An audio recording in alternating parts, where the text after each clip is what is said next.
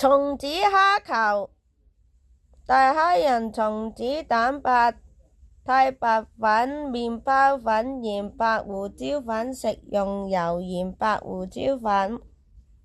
料酒，將蝦仁洗淨，用紙巾吸乾洗飯，加入少許鹽、白胡椒粉同埋料酒，拌均醃約10分鐘。喺蝦仁中加入蛋白，攪拌均勻，貼上太白粉，繼續攪拌至上勁。